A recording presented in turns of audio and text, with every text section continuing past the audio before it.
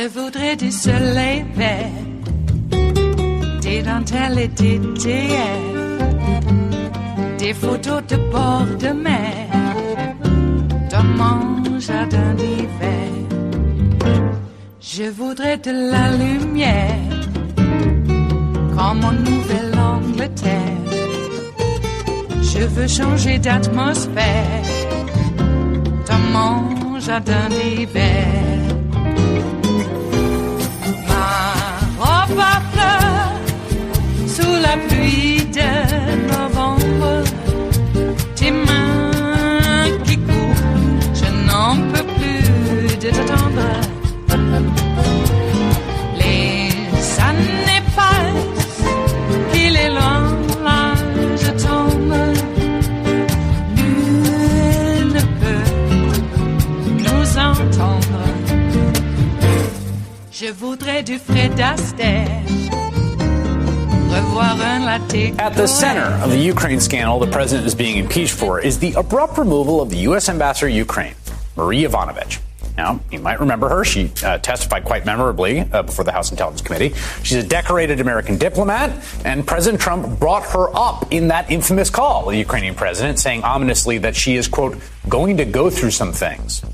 During the House impeachment proceedings, a senior State Department official in charge of Ukraine, George Kent, offered a rather evocative line to describe why there was this active campaign to remove Marie Yovanovitch.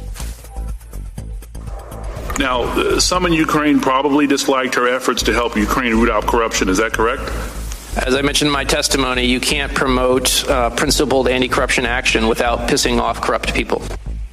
One way of understanding why she was recalled and removed from her post in Ukraine is that she simply got in the way of a corrupt scheme involving Rudy Giuliani, Lev Parnas, Igor Fruman, and the president. A scheme to corruptly extort the Ukrainian president into, among other things, manufacturing dirt and announcing an investigation of his political rival. Okay. But yesterday we learned that the former U.S. ambassador to Ukraine's removal is actually a much more concrete part of this scandal. Because it turns out the guy that Rudy and his pals were pressuring to manufacture the dirt, Ukraine's discredited and allegedly corrupt former prosecutor Yuri Lutsenko, it appears that he actually made the removal of Yovanovitch an explicit condition of his cooperation. It was essentially a quid pro quo. Lutsenko saying, look, I don't like this Yovanovitch. I don't like your U.S. ambassador to Ukraine. You get rid of her, and then I will give you that dirt on the Bidens. That discredited Ukrainian prosecutor had come to despise Yovanovitch because she had been publicly criticizing and his allies for their corruption. And so that prosecutor made clear that he would only give Trump and his allies what they wanted if they took care of his Marie Yovanovitch problem. The evidence is in those texts that were released late yesterday. Here's one message the prosecutor sent to Lev Parnas, translated from the Russian. It's just that if you don't make a decision about Madam, that would be Yovanovitch, you are calling into my question all my declarations, including about B. To be there, almost certainly, Biden or Burisma, Ukrainian gas company where Hunter Biden served on the board. That's not all. A few days later, that prosecutor messaged Lev Parnas to say he had made progress in digging up dirt on the Bidens, but then added this, quote, and here you can't even get rid of one fool? Parnas' response, she's not a simple fool, trust me, but she's not getting away. Trump recalled Yovanovitch the following month. I'm joined now by two people who have been following this very closely, Rosalind Helderman, political investigations and enterprise reporter for The Washington Post, and Josh Kovensky, investigative reporter for Talking Points Memo. And Rosalind, let me start with you. I thought your lead did a great job of sort of clarifying this, and I'm just going to read it. New materials released by House Democrats appear to show Ukraine's top prosecutor offering an associate of President Trump's personal attorney, Rudy Giuliani, damaging information related to former Vice President Joe Biden if the Trump administration recalled the U.S. ambassador to Ukraine.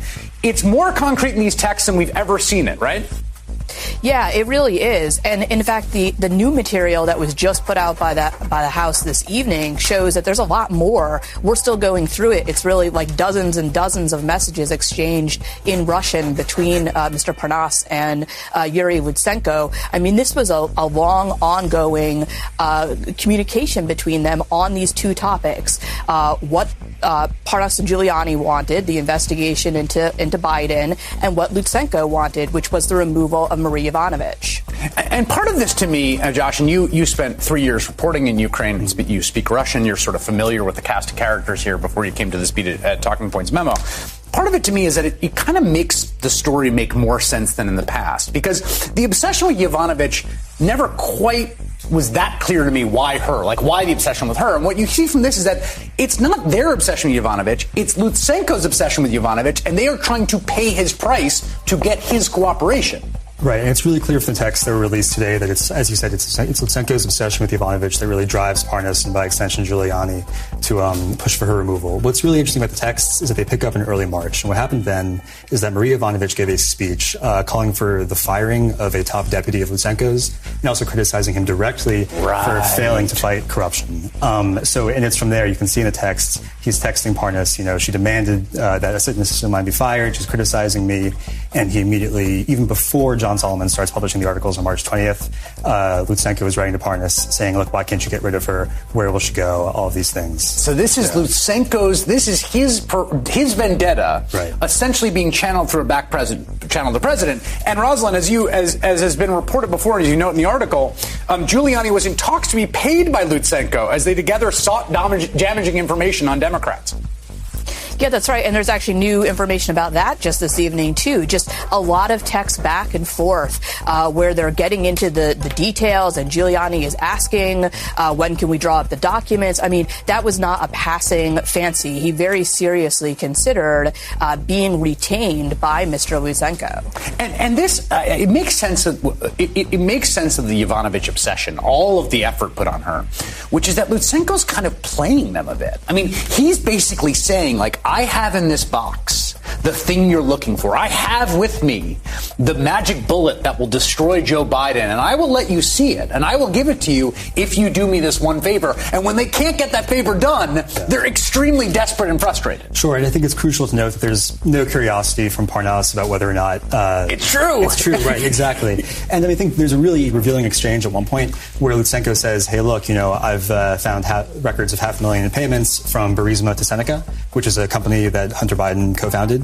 And Parnas is like, "Oh, how about you send it to me?" And Lutsenko replies, "I'll send it to you through the new ambassador." That's exactly it. You give me what I want. Here is that part of that exchange. Parnas, I was asked to personally convey to you, again, to Lutsenko, that America supports you and will not let you be harmed no matter how things look now. This is in March, right after that speech, right? Soon everything will turn around and we'll be on the right course. Just so you know, here people are talking about you as a true Ukrainian hero. And then Lutsenko's like, I have copies of payments from Burisma. Like, here's the dirt, buddy, but I'll give it to the next ambassador. It is Thursday, the 16th of January of 2020, and you are in West Coast Cookbook and Speakeasy. I am your chef de cuisine, Justice Putnam, and our daily special is Metro Shrimp and Grits Thursdays. A little bit of jambalaya, a little bit of spice in your life. Well, we could be speaking about the Royals right now. Harry has made a public statement.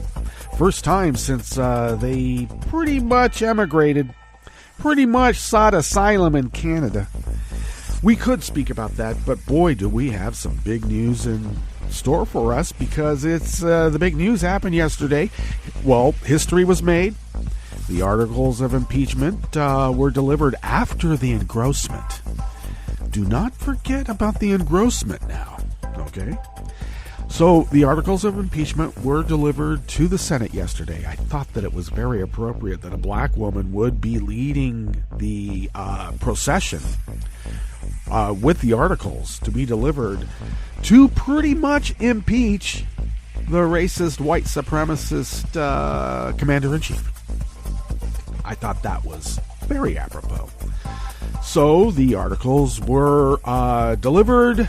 They were announced at the door to the... Is it the well of the Senate? Regardless, they stood at the door and yelled across, "Hey, we got the impeachment stuff for you." And Grassley was sitting in the chair as president of the Senate, and he said, "Okay, we'll take them, darn it." And so they did. And then suddenly we started seeing images of the engrossment, which happened, before they were even taken out of the house, where, Nancy Pelosi signed the articles of impeachment and handed out pens, which is what they always do.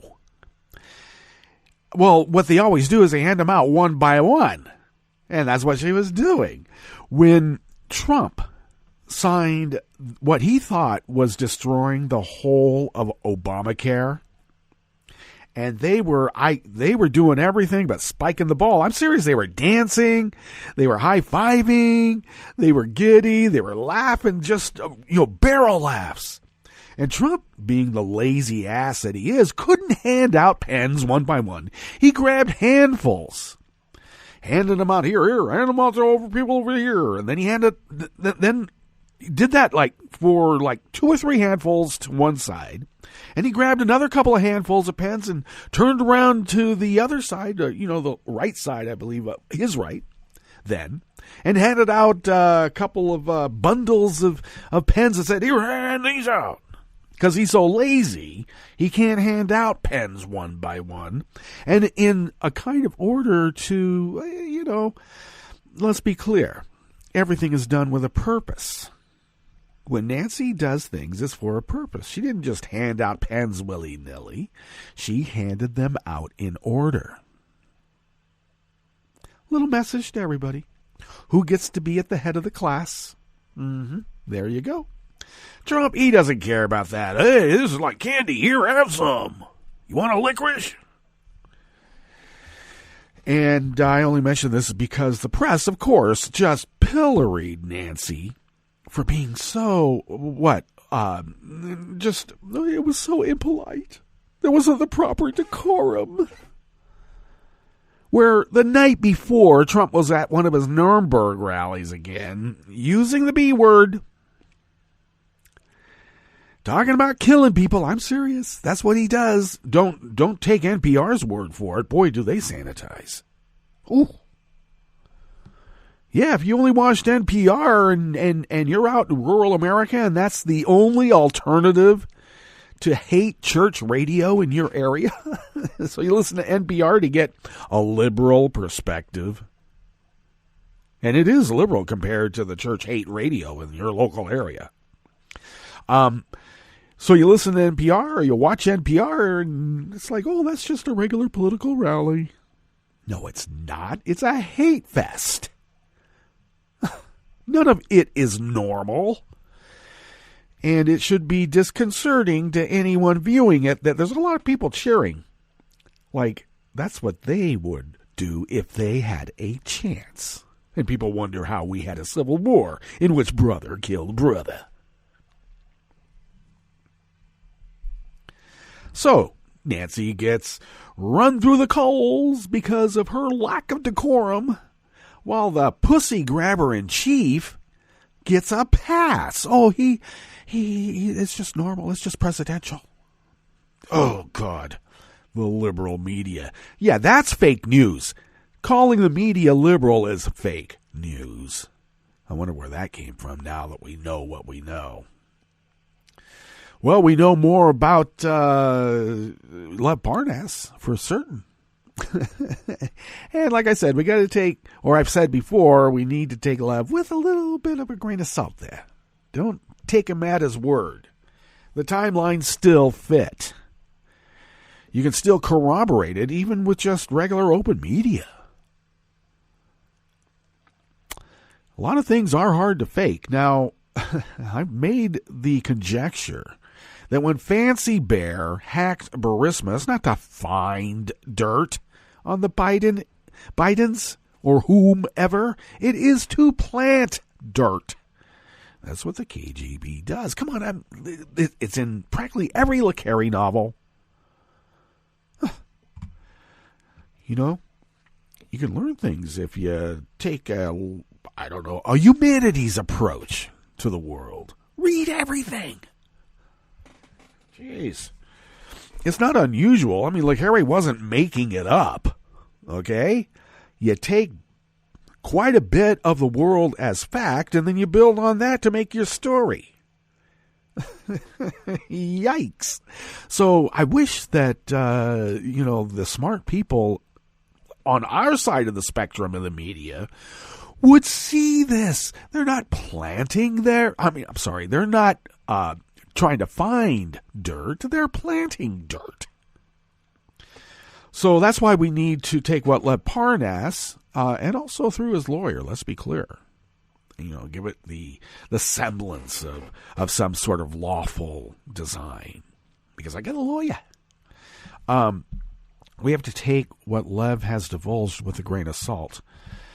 What is the old adage? Accept but verify. How does that go again? Yeah, take what he's saying in, but verify it. And so much of it does check out. Let's be clear. So I wonder, does the Steele dossier disappear now because Lev has been putting out what he knows? Because he is right there, fact witness. And why is the question everybody goes, why is he doing? Well, of course we knew why. And even before it was announced by Rachel to Lawrence at the handoff. Yes, that question too. Why? Why is Lev doing this now? And I had conjectured much earlier on in the day, well, this guy doesn't want to be conveniently thrown out of a 5-story window. He doesn't want to have the convenient polonium poisoning, the convenient fatal mugging. Pretty much what they were setting up Yovanovitch for. I know that Robert Hyde is just a drunk, crazy-ass lone wolf. I made somewhat of a joke about that, and that kind of blew up a little bit on social media. Wow. Oh, yeah, Robert Hyde. I just mentioned that it's just good to know that Robert Hyde turns out to be nothing more than a crazy-ass, Trump-loving lone wolf setting out to kill Marie Yovanovitch. Instead of being, a member of the larger team that is setting out to kill Marie Yovanovitch. So we can all rest easier now that he's just some lone wolf trying to kill her instead of the Trump administration. Because where's Pompeo in all of this, huh? Let alone Pence. And Bill Barr got run through the coals also. Thank you, Rachel. I've been waiting for that because we need a John Mitchell. We need to John Mitchell Bill Barr now more than ever. So, it looks like we might have a President Nancy Pelosi because of all of this, and Mitch McConnell will not allow that. In fact, there's some question on whether we will be able to view or hear current live reportage on the impeachment trial because Mitch McConnell is trying to cover it up. Oh, we were going to pen the press. Are you now? Freedom of the press. They're free to do whatever they want within the confines of this little dog pen. Unbelievable. Okay, well, I think that the majority of Americans, what I like to call the silent majority, the real silent majority, who tend to skew a little bit more liberal than what we're led to believe the bulk of America is. Because even out in Trump country, I say liberal Americans outnumber those people even. But we tend to have to hunker down because the loudmouths say if you say anything untoward, and they would never use that term untoward, let's just be clear, but I like to. If you say anything untoward, you will be banished, or whatever, your house fire bond. You never know. So a lot of us tend to hunker down and not make our sentiments known publicly because we don't like the reprisals. When those people start speaking up, and they are unafraid because of the vast numbers that they realize they have, that's when true change changes. And I am certain that what I call the silent majority sees this cover-up for what it is, and it will be addressed at the polls. It already has. 2018 is a referendum on it to begin with. We would not be here if we hadn't gone to vote in 2018. An off year. We don't go out and vote during midterms. It's only the presidential. Turn that around, and now we got to go back and vote in even larger numbers for the presidential because it might not just be Vlad. I mean, we got China also, and all sorts of other smaller actors. Well, it turns out that corrupt Ukrainian prosecutor, Litvinenko, he was the one that wanted the quid pro quo. We all said, oh, it's Trump wanting a quid pro quo. No, Trump was getting involved in a criminal enterprise to advance his own self-interest. But a crook was putting the screws on another crook. And it wasn't Trump putting the screws on, it was Litvinenko, because he wanted Marie Yovanovitch gone, and he wasn't going to give up the dirt on Biden until she was. And what's on the rest of the menu here in the Bistro Cafe of West Coast Cookbook and Speakeasy? Well, 154 House Republicans opposed a bill to protect older Americans from discrimination. Okay, boomer. Trump is strong-arming Puerto Rico to pay workers less than $15 an hour if it was the disaster aid he froze. Wow. I don't think Litvinenko has anything to do with that. I think that's all Trump.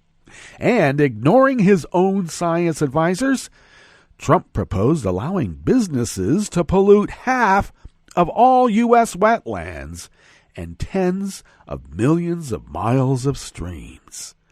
I wonder why. Oh, that's right. Obama signed on to that bill. We have to undo that now. After the break, we then move to the chef's table where police raided homes and offices across Germany in a case involving 3 people accused of spying for, that's right, China. And amid fears the U.S. will pull troops from Africa, France's armed forces minister is heading to Washington to discuss military support to French forces in the Sahel region. All that and more on West Coast Cookbook and Speakeasy. Bon appetit.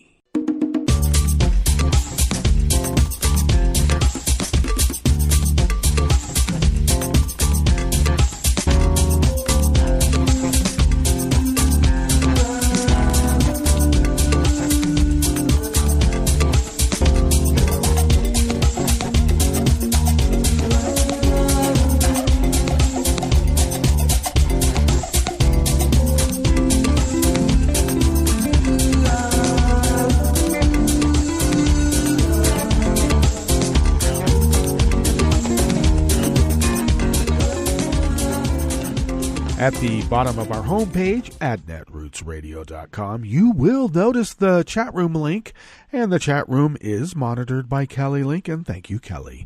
To the rightish of the chat room link at the bottom of our homepage at netrootsradio.com is the link to our Patreon page. And if you could be a recurring Patreon of Netroots Radio, it would really help us. We've been having a little bit, we've done so well for quite a while about our power outages here in the region that the mothership of Netroots Radio resides now. When we were in the hospital zone down in the Bay Area in Berkeley and the Elmwood, never had a power issue. And then I moved to the third world of Oregon, and they have those problems out here. And we've been doing so well, but we did have a couple of power pops earlier this morning from a snowstorm that is piling up out there. So I'm hoping that we don't have issues of that later. Now, I know that we did have an issue during David's show, and we apologize for that. But that is truly an act of God. Usually an act of God is whatever the cable company says. But this was even beyond the cable company. But regardless, we had a little power pop, but everything's back to normal now. And as normal as we can get it. I went to, as I explained yesterday, if you were listening to Smothered Benedict Wednesdays, go ahead, go back and get the pod. Do it. It's on Stitcher and Spreaker and everywhere. I did go to the computer store yesterday, the computer repair shop, to be more exact, and they don't do Macs. Well, thank you. But I could replace the Dell or have the Dell upgraded in some fashion. I'm going to figure that out. But the broadcasting machine, the MacBook, certainly needs to be replaced. It has battery expansion. Look it up. It's not nice. And so I need to figure out a way of getting this Mac fixed. And one of the reasons is that now it's not really a laptop. So when the power goes out, everything goes out. It has to reboot, and that takes time. And if the power had gone out and it was still working as a laptop with its own battery power, of course, the guy at the store said, well, you should get a battery backup for that thing. Wow. Okay, I guess I will then, but it still has battery expansion. And since it's not working as a laptop, when the modem comes back on, it's not quite ready still to broadcast. So we need to replace it anyway because it is going to be a safety issue at some time. And we do not want to delay that. So your generosity has not only allowed us to pay the bills, and at the beginning of the year, I should mention, as probably you all know, it's actually quite expensive. Some of these vendors want their money for the whole year. And it is, I have to say, in terms of fiscal responsibility, it is less expensive to pay a full year amount than to spread it over time because it can add up. It does. So we try to stretch those dollars as far as possible, and we are experts at it because your generosity has allowed us to not only stretch those dollars beyond compare, but also to pay our bills and get newish machinery, and that generosity of yours has allowed us to continue to do that. These past 8 years, going on 9 of continuous 24/7, 365 Resistance Radio. So do please become a recurring Patreon of Netroots Radio. We need it now more than ever. If you would like to follow Netroots Radio on Twitter, do so at Netroots Radio.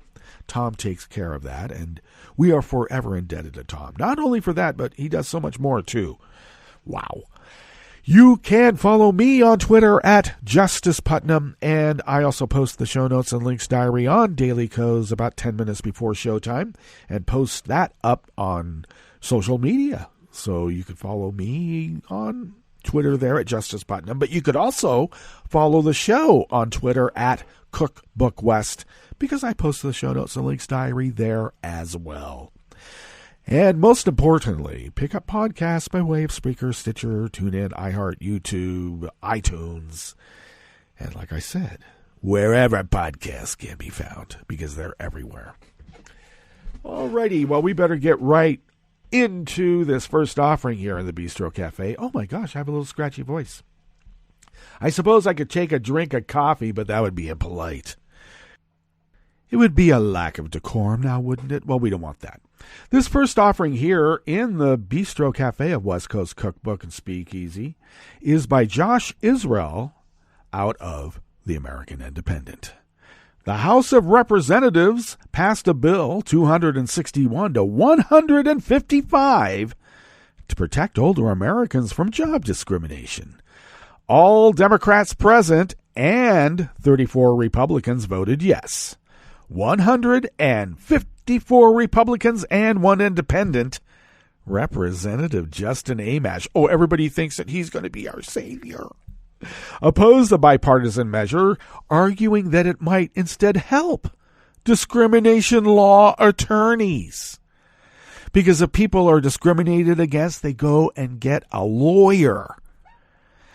And once you get a lawyer, that apparently doesn't make that discrimination based upon your age valid anymore because you went to the law. Okay, if that's the way they look at it. Since the implementation of the 1967 Age Discrimination in Employment Act, most workers over the age of 40 have been protected against employment discrimination solely on the basis of age. But a 5-4 Supreme Court ruling in 2009 held that older Americans must prove that age discrimination was the sole motivating factor, not just a significant consideration, in order to sue under the law. In fact, Senator Chuck Grassley last year called the ruling harmful and said it made it easier for businesses to discriminate against individuals based on age. Well, that's a rather contrarian view now, isn't it? The bill's 91 co-sponsors included longtime Representative Jim Sensenbrenner, a Republican of Wisconsin, and several other Republicans. Well. Yeah, but Virginia Fox, a Republican of North Carolina, spearheaded the GOP opposition. Last June, she charged that the Committee on Education and Labor's Democratic majority had ulterior motives, among them a trial lawyer payday.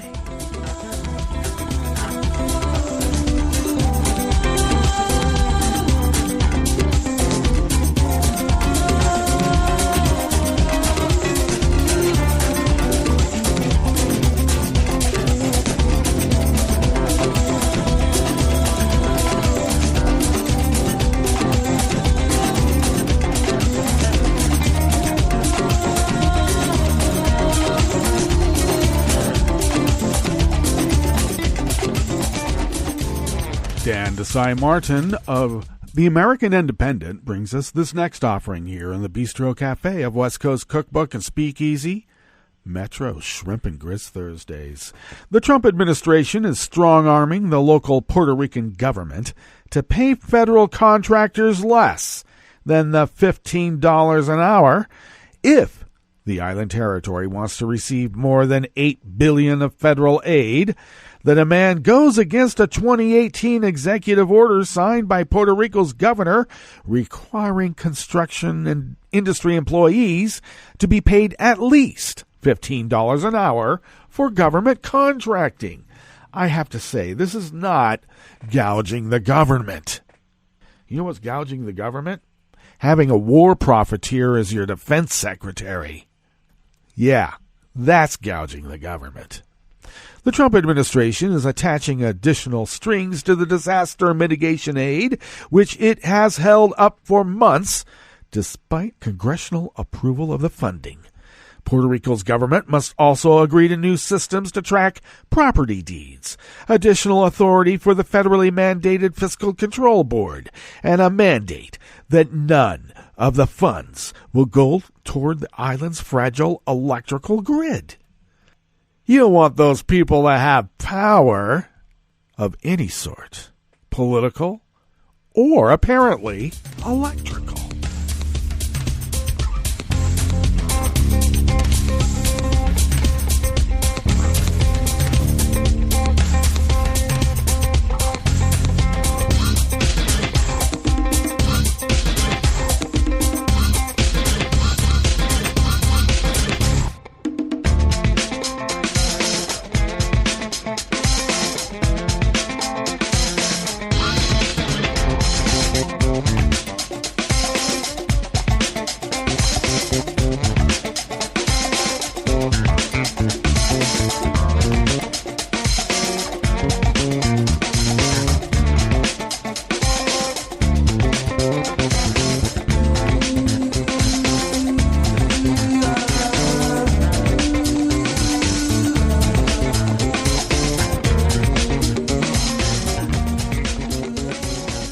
Singer of The American Independent brings us this final offering here in the Bistro Cafe of West Coast Cookbook and Speakeasy. The Trump administration is set to announce a dismantling of clean water protections that would allow businesses in the farming, mining, oil and gas, and real estate industries to pollute half of U.S. wetlands, along with millions and millions and millions and millions and millions and millions and millions and millions of miles of streams. And the announcement could come as early as this weekend. What? You're going to do it during the National Football League Championship games. Damn you. The rule will weaken the Clean Water Act, a 48-year-old law that's helped stop the country's water sources from being polluted, and is being proposed over the objections of Trump-appointed scientific advisors at the EPA. Trump's scientific advisors said in a letter last month to EPA Administrator Andrew Wheeler, that's a guy who gouges the government, always had too, that weakening the law is in conflict with established science and runs counter to the Clean Water Act's objectives. And Wheeler said, well, that's what I'm here for. Do you think that we really want to go with established science when there's money to be made? There's no money in that. The proposal would narrow the definition of what constitutes a protected waterway and argues that the past federal rules enacted by, here it is, former President Barack Obama's administration were executive overreach. You know what's executive overreach? Not allowing any witnesses to testify, not having any of your cabinet members testify in front of Congress at a legally mandated hearing. That's executive overreach. Keeping people from being poisoned. Property is always more valuable when delivered vacant to a hostile foreign power. Okay, I got that out. Hey, we better get to our break. And when we get back from that break, we are going to go through weather from around the world, and we are going to finish up with the stories that we have curated for you today. You are listening to West Coast Cookbook and Speakeasy, and we will be right back. You are listening to netrootsradio.com. Please hang up and try again.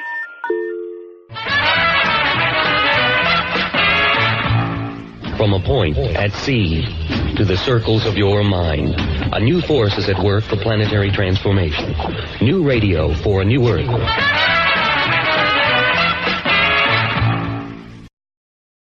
This is Take Two Movie Review. I'm Kim Lowe. This week, a Little Women for Our Times. Given the proliferation of Little Women adaptations, Greta Gerwig's is the latest of at least 10 movies, TV specials, or stage plays of the beloved Louisa May Alcott novel, one could ask, do we really need another? The short answer is yes, especially if it is one as well done as Gerwig's and portrays such a powerful message about women's independence. Starring Saoirse Ronan as the main character Jo, the film is well acted and captures the ambience of the story, even if it takes some liberties with the original source material. Where this adaptation shines, though, is the emphasis on Alcott's theme of women struggling to be independent in the society of the times, the late 19th century, that allowed few options. As Meryl Streep's exquisite crusty Aunt March tells Amy, she has to marry well if she wants to save her family. As weird as that sounds now, it was indeed true at the time. As Jo discovers, the options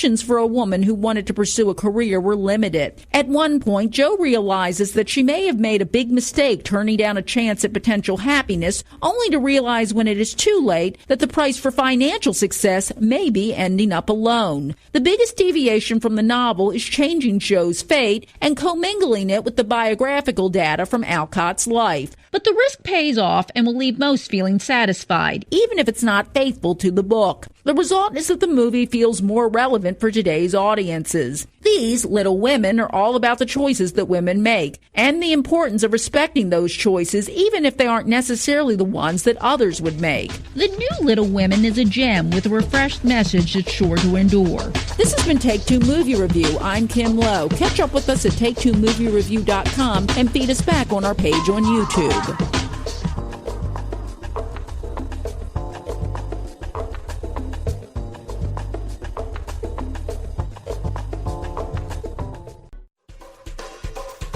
This is Scientific American's 60-Second Science. I'm Christopher Intagliata. Antarctica is a lonely continent, but the Antarctic Peninsula, the little tail that juts out towards South America, is a hub of human activity. More than 50 scientific research stations are based there, and in a recent travel season, 42,000 tourists visited, mostly from cruise ships. Problem is, when humans go somewhere, hitchhikers come with, like a non-native flightless midge, an insect that has already taken up residence in the peninsular region. And its biomass is greater than the biomass of all the other invertebrates in the soil. It's already kind of taking over the nutrient cycling in that environment. Kevin Hughes is an environmental researcher with the British Antarctic Survey. He and a team of experts recently reviewed a list of 103 marine and terrestrial species that might be poised to take up residence on the continent. From that list, they pinpointed the 13 most likely to arrive, establish themselves, and become invasive in the next decade. At the top, mussels, which stick to ships and could carpet shorelines and smother native species. Antarctic shores and shallow waters could also fill with crabs, which haven't existed in those habitats for millions of years. So the communities are just not used to these sorts of predators coming in, and the potential for crabs to jump away at what's sitting on the seabed is quite a frightening prospect. On land, the scientists flagged a mite, a springtail, and several species of buttonweed plants as potential invaders. The full list is in the journal Global Change Biology. We have to kind of remember that Antarctica is really one of the last great wildernesses that we have on the planet.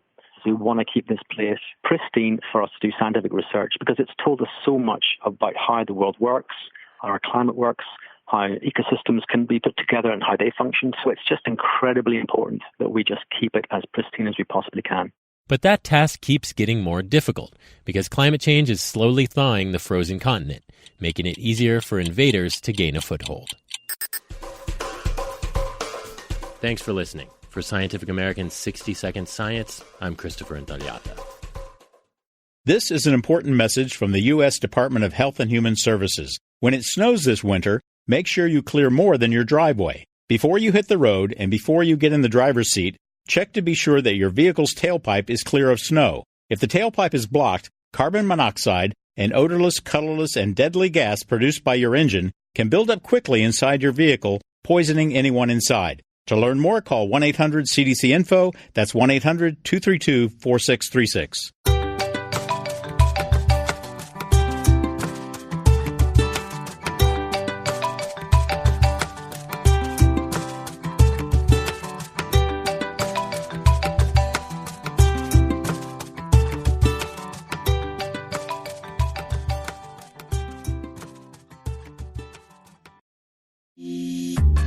This program is presented by the Centers for Disease Control and Prevention.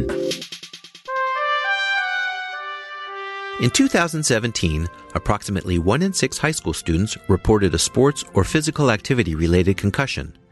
Immediate symptoms of a concussion include headache, nausea, and double vision. Long-term, the effects of such injuries, particularly those that are more severe, can be life-changing. Healthcare providers, coaches, trainers, and parents should be aware of the symptoms of a concussion and how to treat them. A concussion protocol should be developed that includes withholding an athlete from practice and competition until all symptoms are resolved. While concussions cannot always be prevented, they can be treated in a way that decreases the chances of long-term health problems. Thank you for joining us on A Minute of Health with CDC. For the most accurate health information, visit cdc.gov or call 1-800-CDC-INFO. Hi, it's Tom.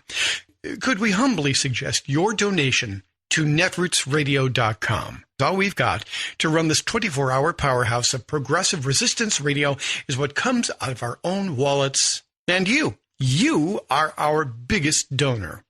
And it doesn't take much, $3, $5. Just go to the bottom of our netrootsradio.com page and hit our secure donate button. Heck, you can even make a recurring contribution.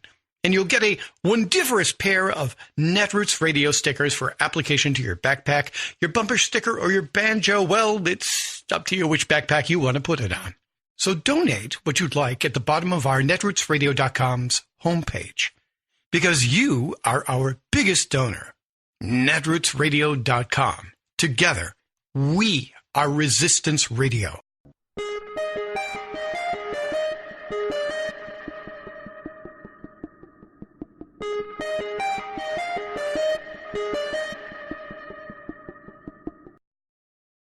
Does the president have the authority to start a war?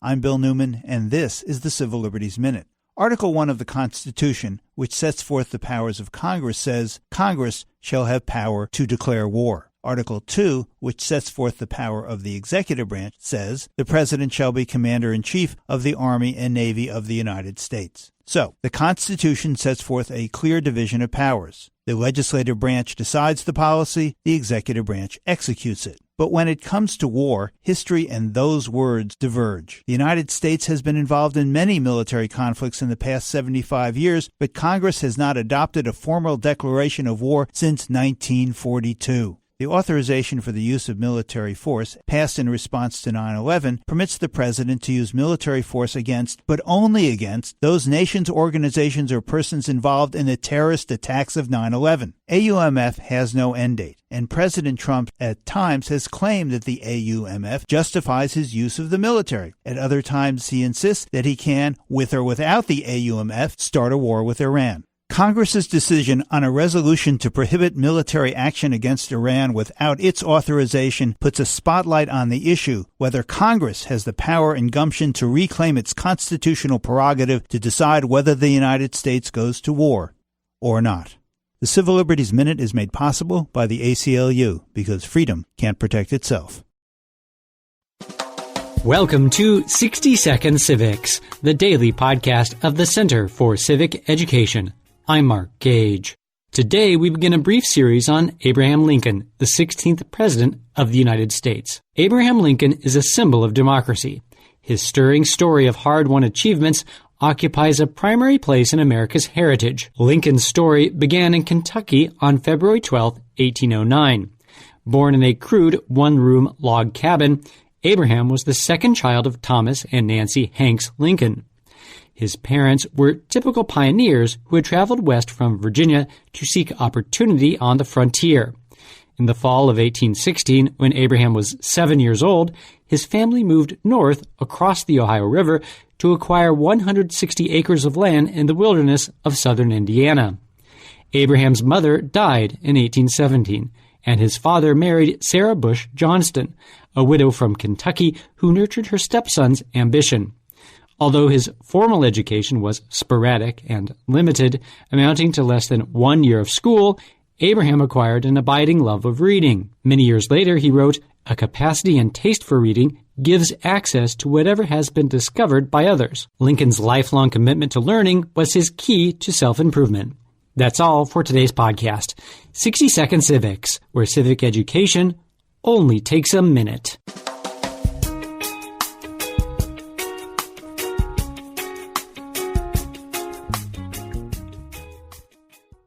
I'm Rick Smith, and this is Labor History in 2.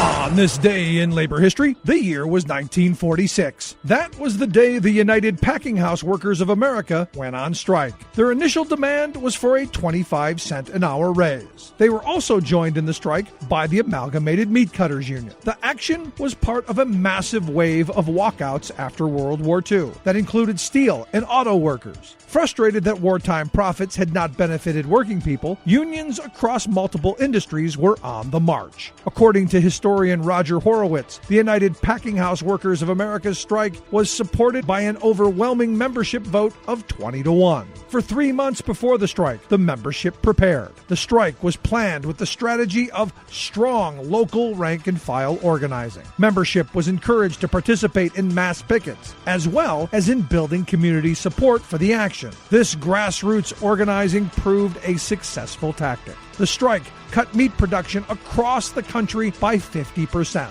The Brooklyn Daily Eagle headline declared, "Rush on meat as strike cuts supply." The newspaper described how 300 women had stormed one marketplace to purchase meat before it ran out.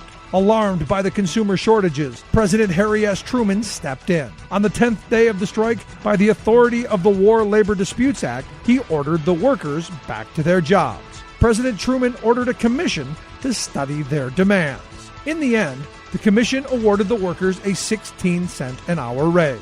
Although it fell short of the quarter-an-hour demand, it was the largest increase ever won in the industry. It was also the first successful strike by the meatpacking workers. The workers had shown how local solidarity could demonstrate the power of labor. For more information, go to laborhistoryin2.com, like us on Facebook, follow us on Twitter at laborhistoryin2.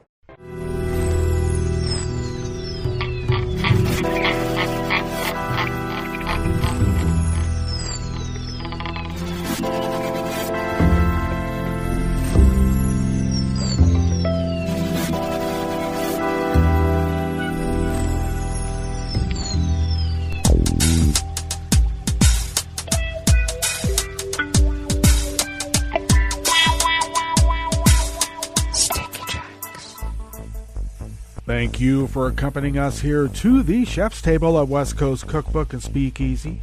Metro Shrimp and Grits Thursdays. A little bit of jambalaya, a little bit of spice in your life. We always begin weather from around the world along the banks of the Rogue River, in the Rogue River Valley of Southern Oregon on the west coast of the continental United States of America, where it is currently, 31 degrees Fahrenheit, and packing up the snow all over the place. Looks like we're going to have about 3 inches. We were forecast to have 1 to 3, and I think we're going to have 3 or a little bit more. Should be turning into showers later on this afternoon, where we will then have wet snow. So rain and wet snow this afternoon. And with that, we should have about a 1/4 inch of rain. And then we're going to have snow overnight, packing up, looks like another couple of inches, and then cloudy skies tomorrow. Winds are out of the east-southeast, light and variable, and will remain so in terms of that velocity. Will shift out of the south tonight at 5 to 10 miles per hour, and then head back to out of the east-southeast tomorrow at 5 to 10 miles per hour. Might have a little bit of what they might call a drying out on Friday, though we are expected to have some more snow overnight on Friday and rain through the weekend mixed in with snow. Well, that's nice. I guess you would call it a wintry mix. Well, with that, pollen is rated at none. Air quality index is good at 18 parts per million, and that daytime UV index is low at 1. Barometric pressure is still falling at 29.68 inches. Visibility is down to a 1/4 mile, and relative humidity is at 98%. Weather from around the world is brought to you by people's personal weather stations that they purchased. These people purchased personal weather stations somewhere on their property, and these people positively live around the world. London is 53 and partly cloudy. Paris is 57 and sunny. Rome is 54 and sunny. Kyiv is 33 and cloudy. You would expect it to be cloudy and cold. Kabul is 23 with their ever-present smoke this time of year. Hong Kong is 64 and partly cloudy. Tokyo is 44 and mostly cloudy. Sydney, Australia is 73 and cloudy. San Francisco, California is 48 degrees with rain and wind, and they do have a wind advisory, gale force or more on the bay, so take careful. So be careful and take care. There, I said it. And New York is 48 degrees Fahrenheit and partly cloudy. And that is weather from around the world, brought to you by people's personal weather stations that they purchased. These people planted these purchased personal weather stations somewhere on their property, and these people positively live around the world.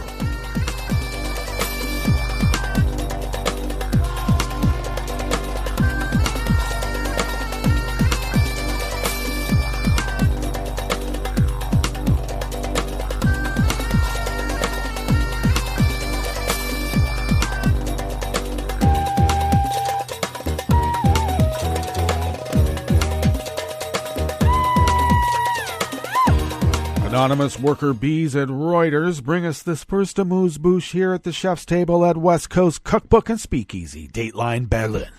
Police have raided homes and offices in Brussels and across Germany in a case involving 3 people suspected of spying for China. Der Spiegel magazine, which first reported the raids, said one of the 3 suspects was a German national who, until 2017, had worked as a senior diplomat for the European Union's Foreign Service, including multiple stints as an EU ambassador. The case is the first in recent years involving concrete allegations of spying by China against Germany and the EU. It comes amid growing concern across Europe and the border west at China's ramping up of its worldwide spying activity as it builds political influence to match its economic weight. Germany and other European countries are under pressure from Washington. What? Washington to exclude China's telecoms equipment maker Huawei from tenders to build fifth-generation mobile telephony networks. I can confirm that we are carrying out an investigation into intelligence agent activity, said Markus Schmidt, spokesman for the German federal prosecutors. None of the suspects had been arrested, he said. Raids were conducted in Brussels, Berlin, and 2 southern states of the Baden-Württemberg and Bavaria regions, the main centers for Germany's advanced manufacturing industries.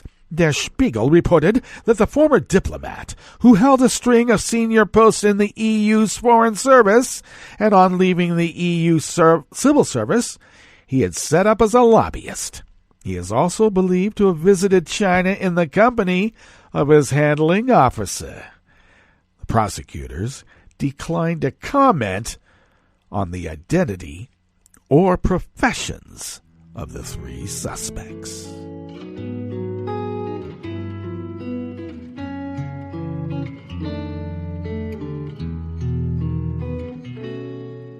Je te donne ce mon amour pour la vie entière, la promesse de me trouver à tes genoux.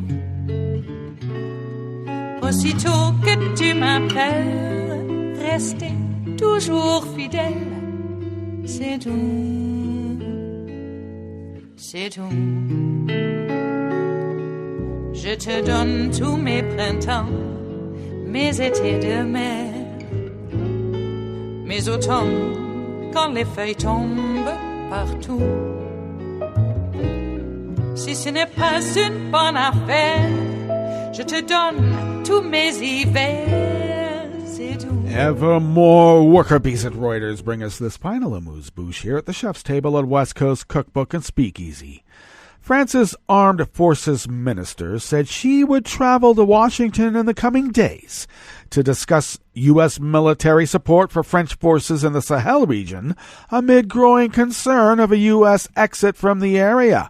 France, the former colonial power, has 4,500 troops in Mali and the wider Sahel, but security has been progressively worsening. The United States provides intelligence, logistical, and drone support for the French forces, but there have been mixed signals from Washington that it could pull out because it doesn't help Vlad, in this reporter's opinion. We count on the precious support of the U.S. for the success of this consolidated effort, Florence Parley told lawmakers. I will be in the American capital in the coming days to consolidate the existing deployment. Militants linked to al-Qaeda and the Islamic State have strengthened their foothold in the north-central region of Africa, making large swaths of the territory ungovernable and stoking ethnic violence, especially in Mali and Burkina Faso. France intervened in 2013 to drive back militants who had seized northern Mali a year earlier. The UN Security Council then deployed a peacekeeping mission known as MINUSMA in Mali in 2013. The United States suggested that the Council consider changing the focus of the UN mission to protecting civilians instead of supporting the implementation of a failed peace deal, because this government here in the United States doesn't like peace. It's only war that makes money. Well, we know that actually peace makes a lot more money because people live to make the money. And that brings us to the end of our broadcast period for the day. But you do know that Netroots Radio is going to broadcast on, and we will meet up tomorrow for Blue Moon Spirits Fridays. So do stay tuned to Netroots Radio all day and all night for all the breaking news as it breaks. And if we happen to pop off the air, it's only briefly. It's because of the snowstorm, and we will be right back. So do stay tuned to Netroots Radio all day and all night for all the breaking news as it breaks. And we'll meet up here tomorrow, right here, in West Coast Cookbook and Speakeasy. Bon appetit.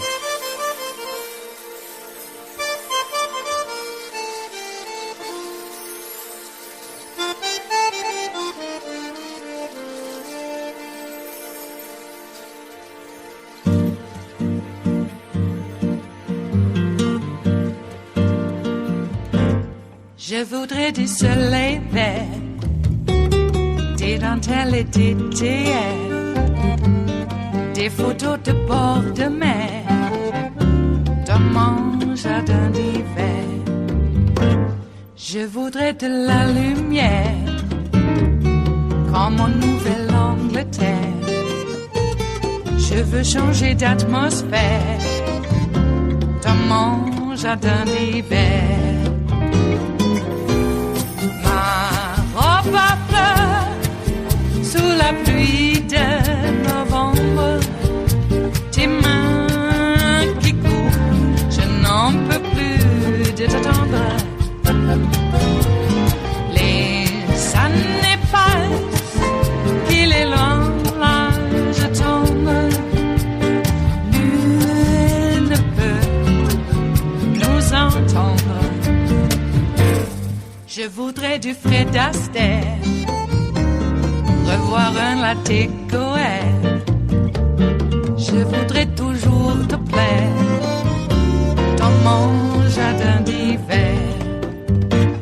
Je veux déjeuner par terre, comme au long de golfe clair, t'embrasser les yeux ouverts, dans mon jardin d'hiver.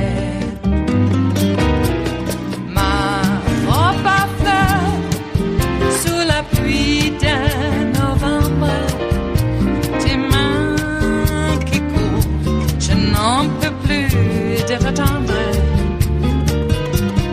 Les années passent, il est loin, là je tombe. Nul ne peut nous entendre. Ba-da-da-dum-di-da-dum. Ba-da-da-dum-di-da-dum. Ba-da-da-dum-di-da-dum. Dans mon jardin d'hiver. Ba-da-da-dum-di-da-dum. Ba-da-da-dum-di-da-dum. Ba-da-da-dum-di-da-dum. Dans mon jardin d'hiver. Dans mon jardin d'hiver. Dans mon jardin d'hiver.